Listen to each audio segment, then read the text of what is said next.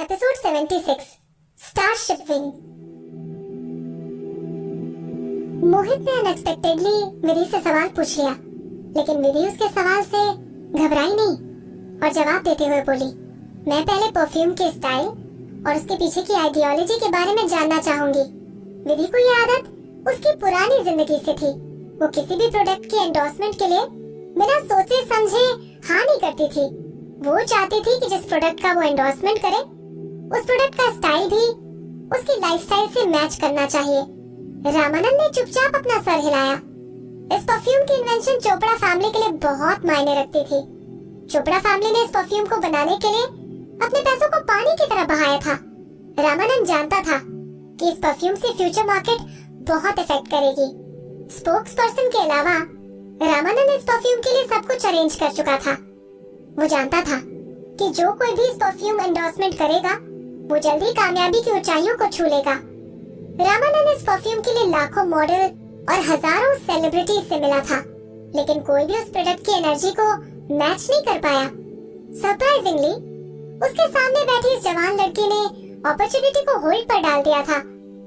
या तो वो अपने मन में कुछ सोच रही थी या फिर वो बहुत नर्वस हो गई थी। वो अपने सामने बैठी लड़की की चमकती आंखों में देखने लगा। रामानंद ने उसकी आंखों में प्योरिटी देखी। वो काफी देर तक विधि की आंखों में यूं ही देखता रहा। उसको विधि की आंखों में अट्रैक्टिवनेस दिखाई देने लगी थी, जो आज तक उसे किसी मॉडल या फिर सेलिब्रिटी की आंखों में नहीं दिखी। विधि बाकी आर्टिस्ट की तरह नहीं थी, जो जल्दी सक्सेस पाने के चक्कर में कुछ भी करने को तैयार हो जाती है। आखिर में रामानंद को अपने स्टारशिप विंग परफ्यूम के एंडोर्समेंट के लिए विधि सूटेबल लगने लगी। रामानंद ने मोहित और विधि को एक साथ खड़े देखा। अपने मन में सोचा, ये लड़की मोहित के लायक है। पहले एक काम करो, तुम अपना ऑडिशन दो। रामानंद ने डिसाइड कर लिया। ये सिर्फ नाम का ऑडिशन था, क्योंकि रामानंद से ऑडिशन के लिए अप्रूव होने के बाद विधि का आधा काम तो ऐसे ही हो गया था। बहुत से लोगों ने रामानंद से इस काम के लिए भीख तक मांगी, लेकिन विधि पहली ऐसी लड़की थी जिसको रामानंद आगे ऑडिशन के लिए अप्रूव कर रहा था। अगर विधि ने ज्यादा बेकार ऑडिशन नहीं दिया तो कोई भी रामानंद की रिकमेंडेशन पर विधि को रिजेक्ट करने वाला नहीं था। लेकिन ऐसी बात वही आ जाएगी कि रामानंद किसी नॉर्मल लड़की को क्यों रिकमेंड करेगा, वरना लोग क्या कहेंगे कि रामानंद का टेस्ट बेकार है। मोहित को उनकी बात का मतलब समझ आ गया। उसने उनको थैंक यू बोला। कितने चालाक हो तुम अच्छे से जानते थे कि तुम्हारे क्षितिज अंकल इस प्रोडक्ट के ऑडिशन के इंचार्ज हैं, लेकिन फिर भी तुम मेरे पास अपने काम के लिए आए। तुमने क्या सोचा था, मैं तुम्हारी बात को टाल दूंगा? रामानंद मजाक में कंप्लेन करने लगा। नहीं नहीं, आप अच्छी तरह से जानते हो मैं आपसे कुछ छुपा नहीं सकता दादाजी, आप सबसे ज्यादा स्मार्ट हो। मोहित मुस्कुराते हुए बोला, बस बस, अब मुझे ज्यादा मक्खन लगाने की जरूरत नहीं है। अगर तुम्हारा काम हो गया हो तो तुम यहाँ से जा सकते हो। रामानंद को काम करते हुए काफी साल हो गए थे और अब उसका टाइम फैमिली के साथ एंजॉय करने वाला आ गया था। हालांकि उसके बच्चे और उसके पोते उसकी नजरों के सामने आने से भी डरते थे। रामानंद ने भी इस वजह से मोहित को अपना फेवर दिया। मोहित अकेला ऐसा था जो उनके सामने मजाक कर सकता था।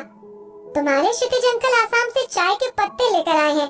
घर जाते समय मनोज से बोलकर अपने लिए पैक करवा लेना और घर जाकर ट्राई जरूर करना।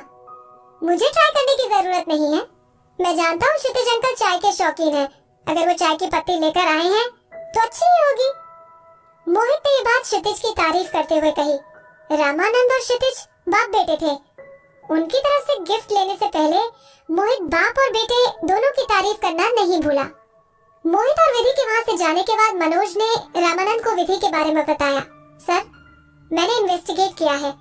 मिस विदुषी बेबी डांस एंटरटेनमेंट की नई आर्टिस्ट है और इस टाइम वो डिफिकल्ट सिचुएशन में है। रामानंद ने धीरे से रिमोट सोफे पर रखा और अपने दोनों पैर सामने लगी हुई टेबल पर रख दिए। ओके, अच्छा किया मुझे इस बारे में बता दिया। सर, क्या मिस विदुषी का हमारे प्रोडक्ट के लिए एंडोर्स करना सही होगा?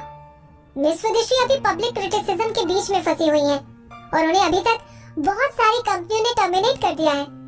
वो बस एंटरटेनमेंट इंडस्ट्री से निकलने में एक कदम की दूरी पर है।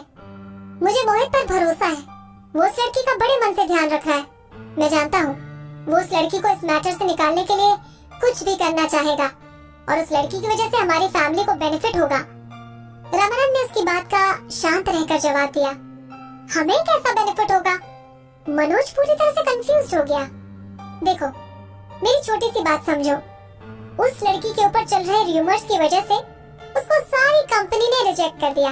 लेकिन अगर हमारी कंपनी उस लड़की में अपना भरोसा दिखाए और उसको उसके बुरे टाइम में मदद करे, तो तुम खुद सोचो, जब उस लड़की की रेपुटेशन वापस आ जाएगी तब दुनिया हमारे बारे में क्या सोचेगी? मनोज सोचकर बोला, ऑफ कोर्स सब लोग हमारी तारीफ करेंगे।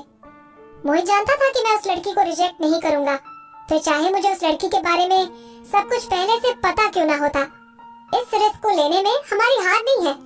इससे पता लगता है कि मोहित कितना स्मार्ट है। रामानंद ने मोहित की तारीफ करते हुए बोला। मनोज उनकी बात से सहमत हुआ।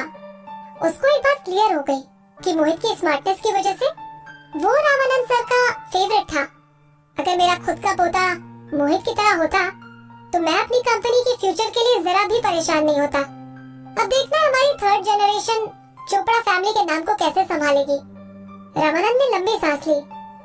रामानंद अकेलेपन की वजह से सोफे पर ही सो गया। मनोज ने भी लंबी सांस ली। हर फैमिली की अपनी अपनी प्रॉब्लम होती है। मोहित के पीछे चलते हुए विधि गार्डन से बाहर आ गई और गाड़ी के पीछे वाली सीट पर जाकर बैठ गई। सरप्राइजिंगली मोहित भी ड्राइविंग सीट पर आकर नहीं बैठा।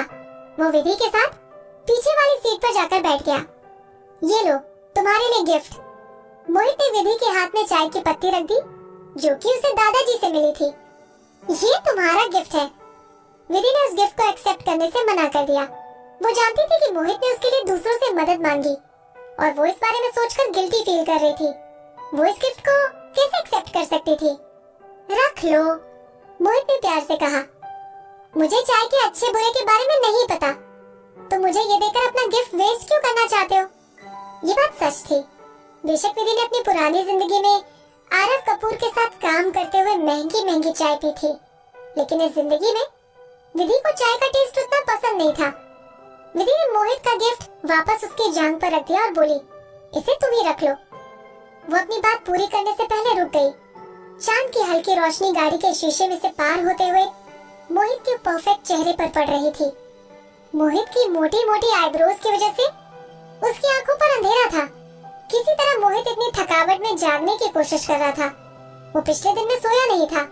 वो सीधे मुंबई से कश्मीर गया और फिर कश्मीर से सीधे दिल्ली आया। मोहित की आंखें धीरे धीरे बंद होने लगी और वो सो गया।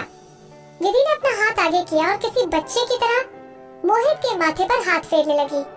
क्या मोहित ड्राइवर के साथ इसीलिए नहीं बैठा क्योंकि वो बहुत थका हुआ था? विधि को उसकी हालत का अंदाजा नहीं था। विधि और मोहित की दुनिया पूरी तरह से अलग थी और वो सोचने लगी कि शायद वो मोहित को ढंग से समझ नहीं पाई। ड्राइवर ने गाड़ी घर की पार्किंग में लगा दी। ड्राइवर अपनी सीट से उतरकर मोहित के लिए गाड़ी का दरवाजा खोलने आया और जैसे उसने दरवाजा खोला उसने मोहित को सोते हुए देखा।